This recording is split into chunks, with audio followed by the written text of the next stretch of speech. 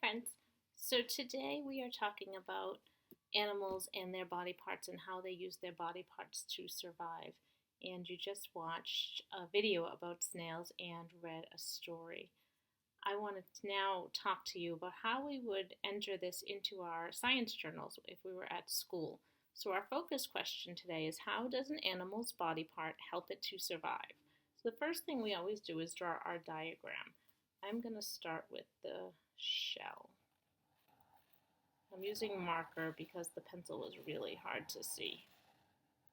I have my shell. The snail has a foot. We have the front of the snail. And then we have our long feelers. And we have our short feelers. We also have the snail's mouth. And then when we do our diagrams, we always label our pictures. So this would be the foot, the shell, long feelers, short feelers,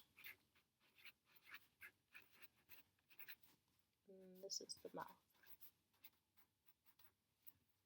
Today I'm going to draw a T-chart. This is how we're going to organize our information. So I have my box and I have my line down to make a T. On this side we're going to have body parts.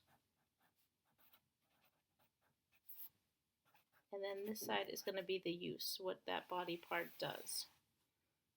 So on this side I'm going to write, we have tiny teeth we just learned from the video in their mouth, on their tongue. What does that do for the snail? You would write the use right here. We have short feelers. Then right on this side what they do. Long feelers.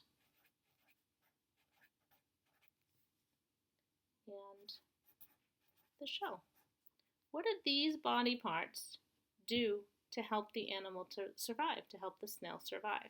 So you would write a chart just like this, but on this right side, I want you to think about what these body parts, you can use other body parts too if you'd like, what those body parts do to help the animal survive.